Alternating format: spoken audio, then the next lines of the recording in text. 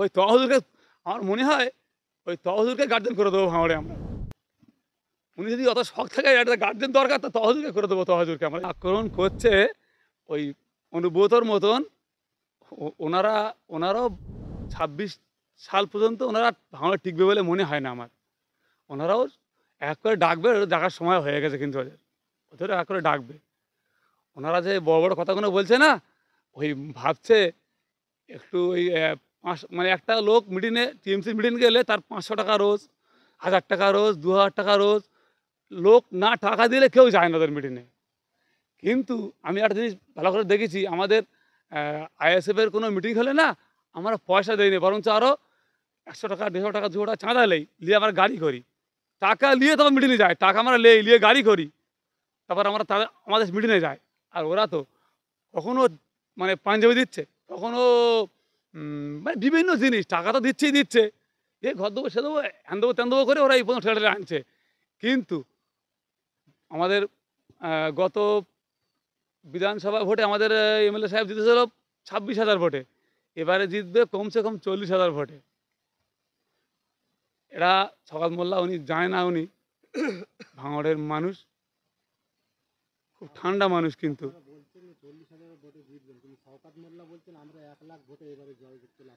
২৬টা আসুক, শওকত মোল্লা ১ লাখে জিতবে কি, আমরা কত জিতবো? ২৬টা আসুক, ২৬টা, তারপর তো দেখবো। তারপর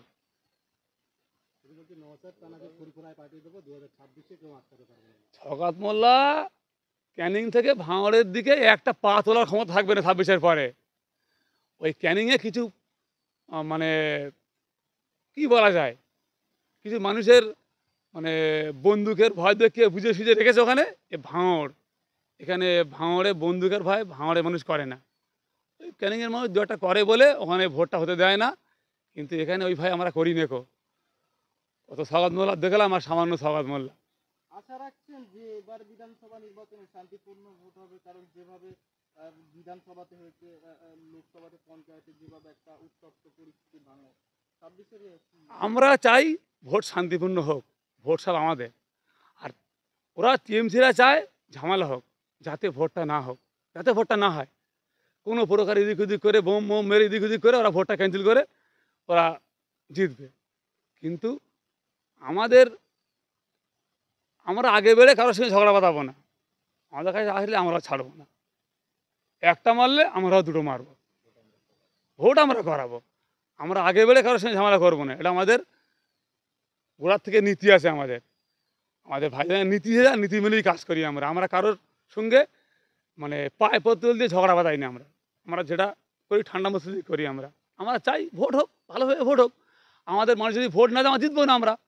ওটা কোনো ব্যাপার নেই, আমাদের যে জিততেই হবে তাদের কথা না তো, আমাদের ভোট মানুষ না দিয়ে জিতবো না, কিন্তু ভোটটা ভালোভাবে হোক, এটা আমরা চাই। শওকত মোল্লা বলছেন তিনি যে আরাবুল ইসলাম আপনাদের আইএসএফের সাথ দিয়েছিলেন, তার কারণে আপনারা জিততে পেরেছেন, কি বলবেন? এ কথা একটা পাগলেও বোঝে, ও একটা নটরাজ ক্রিমিনাল, ওর মুখে এ কথা মানায়? উনি কখনো ভাঙড়ে ইফতার মজলিসে তসদিকে নিয়ে ইফতারে বসে আছে, আবার দেখো রং শুক্রবারের দিনই উনি হোলি খেলছে রং নিয়ে। তাহলে উনি ওটা মুসলিম, ওনার বিবেকটা হয় কী করে? জুম্মার নামাজ কি উনি পড়ে না? উনি কি নামাজ পড়ে না? ওনার মতন নেতার কথা বাইরে বললে লোক ঠাট্টা করবে, ওনাকে লোক ঘৃণা করে, ওনার মতন নেতা লোক ঘৃণা করে। মোল্লা হলে কি হবে? মোল্লার মধ্যে অনেক পার্থক্য আছে, মোল্লার মধ্যে। ও সাংঘাতিক মোল্লা, উনি সাংঘাতিক মোল্লা। ওনার ইঙ্গিতে ভাঙড়ের ৪-৫টা খুন হয়েছে, ওনার ইঙ্গিতে সব পঞ্চায়েত ভোটে। উনি না আসলে এই খুন হতো না, ওনার ইঙ্গিতে। ওরাই তো চাল মুখ্যমন্ত্রীর। অনেক কাজে দেখেছি মুখ্যমন্ত্রী কোনো কাজে মুসলিমের কোনো কথাই সাহায্য করে না গো। আর এখন ঠিক ২৬-এর কাছাকাছি হচ্ছে, সবে শুরু কিন্তু কালকে দেখলাম সবে শুরু হয়েছে, অনেক বাকি আছে। ২৬ পর্যন্ত উনি কত কী করবে এটা মানুষ দেখবে, আর মানুষ ভাববে উনি কত কী করার বাকি আছে, বহুত কিছু করবে উনি, সবে তো শুরু করলো উনি।